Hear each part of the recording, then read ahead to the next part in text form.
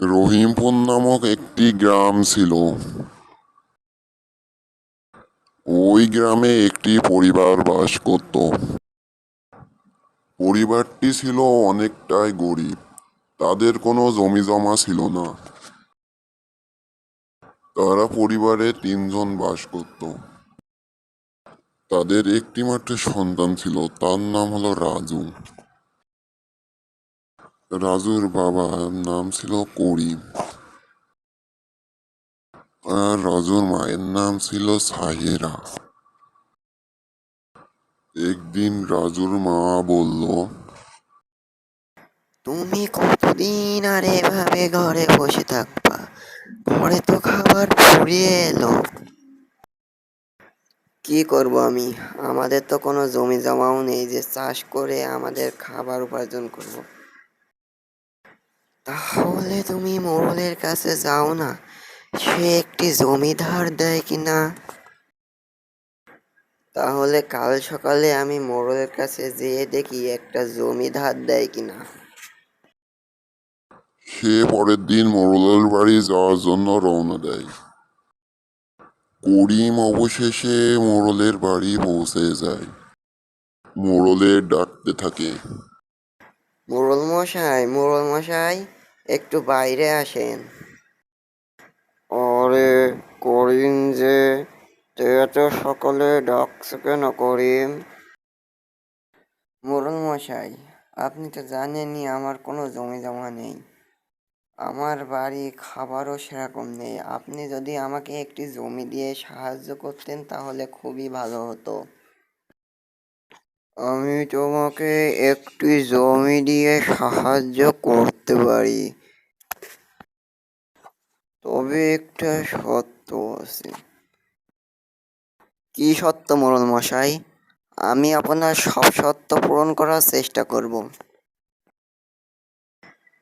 ঠিক সময়ে আমার জমির খাজনা পরিশোধ করে দিতে হবে।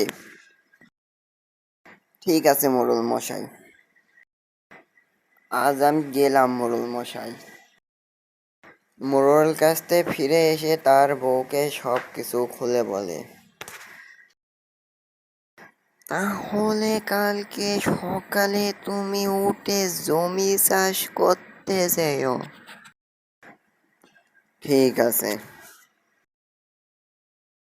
সে জমিতে চাষ করার জন্য রওনা দেয়।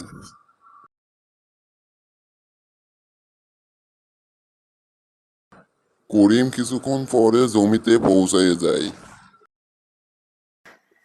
সে জমি কোপাতে থাকে। জমি চাষ করে সে বাড়ি চলে যায়। পরের দিন আসে সে বীজ বপন করার জন্য। সে বীজ বপন করে। সে জমিতে পানি দেয় এবং জমিতে পরিচর্যা করতে থাকে। কয়েকদিন পর সে কয়েকদিন পর জমিতে যায়।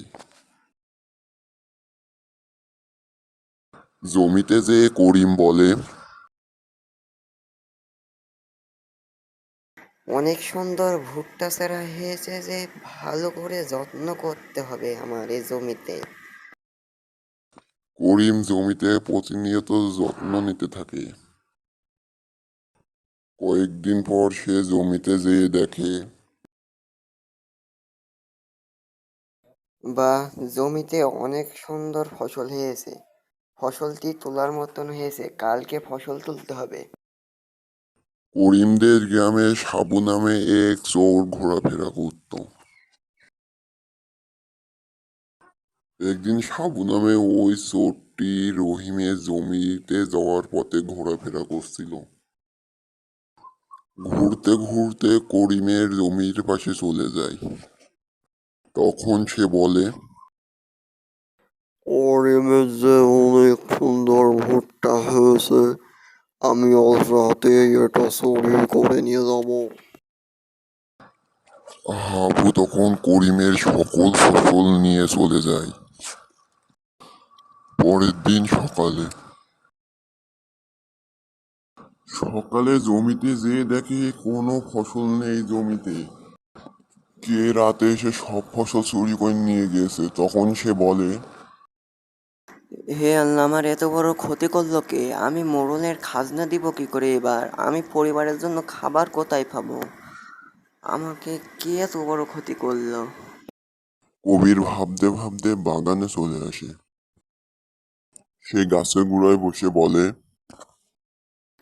আমি এবার কি করব? কোথায় যাব? পরিবারের জন্য খাবার করবো কিভাবে? মোড়লের খাজনা দিব কি? তখন সে বসে বসে ভাবছিল। এমন সময় কি ব্যাপার বচ্চ? তুমি এই ঘন জঙ্গলে কি করছো? তখন কবির সবকিছু খুলে বলে। কোনো চিন্তা করো না বচ্চ, কাল সকালে তুমি তোমার জমিতে যে দেখো সব ঠিক হয়ে যাবে। কাল সকালে তুমি তোমার জমিতে যেয়ে দেখো। ঠিক আছে। হাবু নামক ওই চোরটি সেদিনও কবিরের জমির পাশ দিয়ে যাচ্ছিল। হাবু চোর করিমের জমিতে যে অবাক হয়ে বলে, এরকম কিভাবে সম্ভব?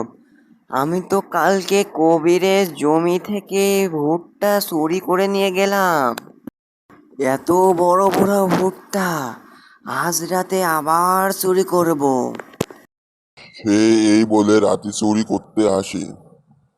সে যখনই ভুট্টায় হাত দেয়, আহ আহ, বাঁচাও!